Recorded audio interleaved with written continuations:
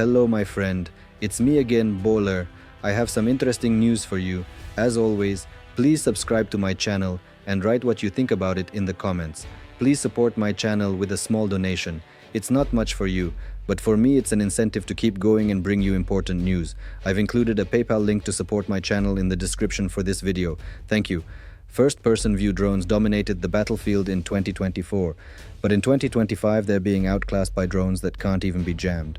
These new weapons don't rely on radio signals, they don't transmit their location, and they're immune to electronic warfare. Instead, they creep into combat zones, tethered to fiber-optic cables stretching up to 12 miles. Stealthy, silent, and deadly. Ukraine has already started deploying them, and the results are striking fear across the front. So how do these drones function? And why might they render even Russia's most advanced defenses utterly ineffective? Ironically, Russia was the first to adopt this fiber-optic technology, introducing it on the battlefield in early 2024. By year's end, fiber-optic drones had become a core part of Russia's military strategy, contributing significantly to recapturing nearly all of the territories Ukraine had taken in the Kursk region, territories held for about 8 months. Around that time, Ukraine began fielding its own versions, and they've been inflicting real damage, killing Russian troops and destroying hardware. Despite Russia's initial lead, Ukraine is rapidly narrowing the gap in this evolving drone war. Before we explore Ukraine's current use of these drones, let's understand how they work and what sets them apart from traditional FPV drones. Fundamentally, Ukraine's fiber-optic drones are a modified version of the standard FPV drone, a design that has already revolutionized warfare. Typically, FPV drones are quadcopters built with carbon fiber, aluminum, or plastic frames. Electronics are soldered into the middle, batteries are strapped to the top, and explosives are attached beneath before a mission. What sets fiber-optic drones apart is how the operator communicates with them. Rather than relying on analog or digital antenna signals, fiber-optic drones receive commands through ultra-thin fiber-optic cables linking pilot to drone. A lightweight cylindrical spool, typically suspended between the drone's frame and its payload, unreels the cable during flight, effectively converting the drone into a wire-guided precision weapon. Wire-guided systems aren't new. During the Cold War, wire-guided missiles gained prominence, though their roots stretch back to the early 1900s and large-scale use by Germany during World War II. These systems, most often anti-tank missiles and torpedoes, use thin wires to relay guidance instructions from a nearby launch platform. Like drones today, missiles would reel out the cable mid-flight.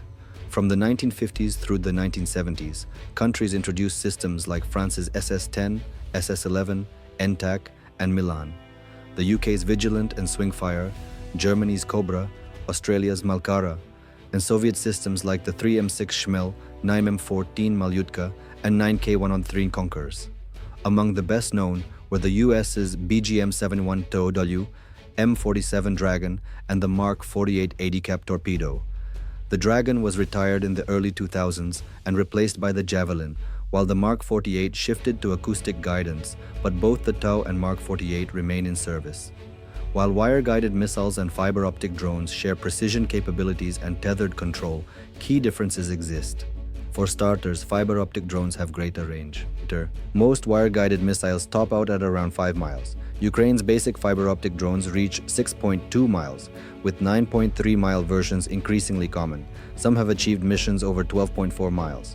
Russia's latest models reportedly hit 18.6 miles, but Ukraine's 414th Strike UAV battalion has developed prototypes with up to 25.5-mile range. Fiber-optic lines also transmit vastly more data than traditional wires, enabling operators to receive crisp, high-resolution video feeds. That's why 2025 drone footage looks so sharp. The enhanced clarity helps operators identify targets more accurately and also improves real-time battlefield intelligence right up until impact. But the real breakthrough is their resilience. Regular FPV drones rely on radio signals, which are vulnerable to terrain and weather disruptions, requiring boosters or repeaters to maintain contact. Plus, they are increasingly exposed to jamming. In the early war stages, Russia's EW capabilities were mocked, giving Ukraine an edge. Interestingly, Ukrainian engineers had conceptualized fiber-optic drones first, but initially shelved them due to FPV drones' agility and Russia's lack of jamming capabilities. That changed as Russia upgraded its EW infrastructure, deploying multi-layered systems across vehicles and territory. Ukraine has also stepped up its EW game with Western support and local innovation. But with growing EW interference from both enemy and friendly systems, FPV drone effectiveness has plummeted. By the end of 2024, Ukrainian expert Pavlo Narozhny noted that up to 75% of FPV drones were being jammed. Hence, the rise of fiber-optic drones, immune to jamming, hard to detect, and capable of flying through trees, hangars, bunkers, or urban spaces with no signal loss.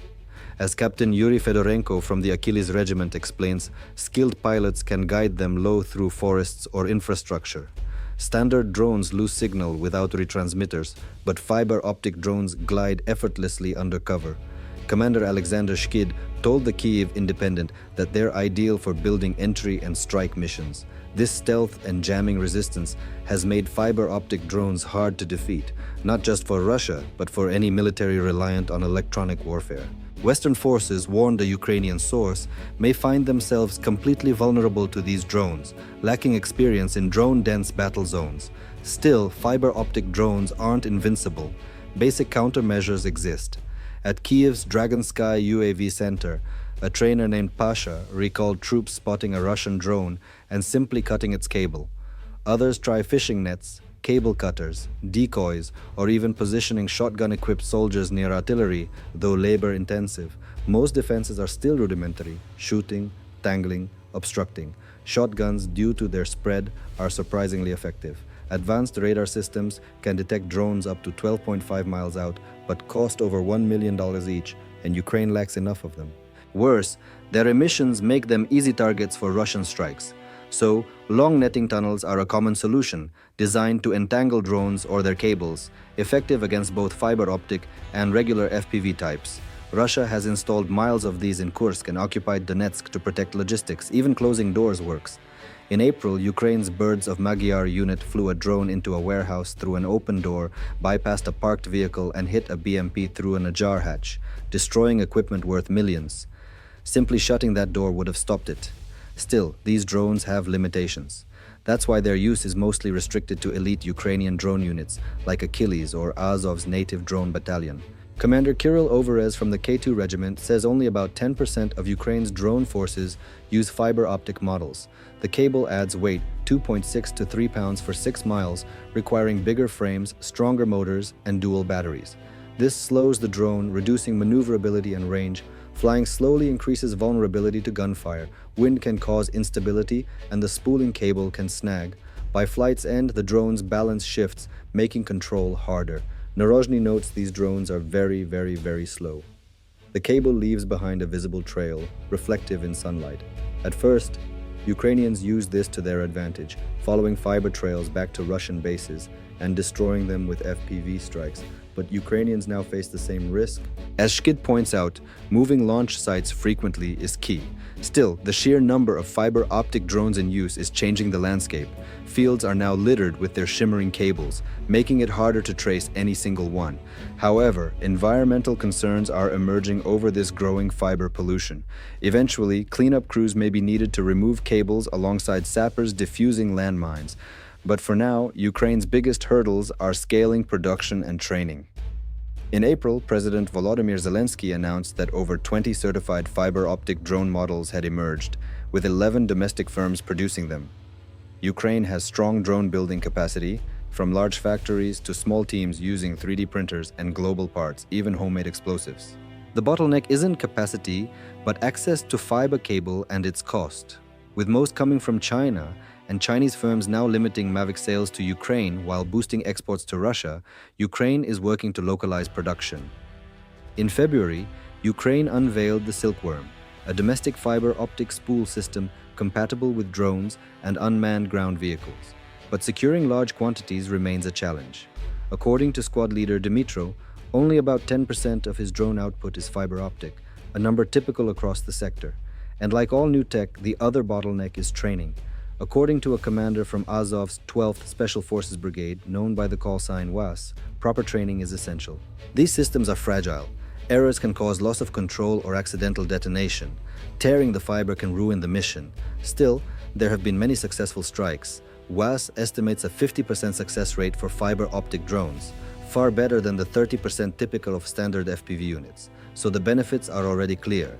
As production and training improve, success rates and drone lethality will rise. But will someone develop a new countermeasure and launch the next drone arms race?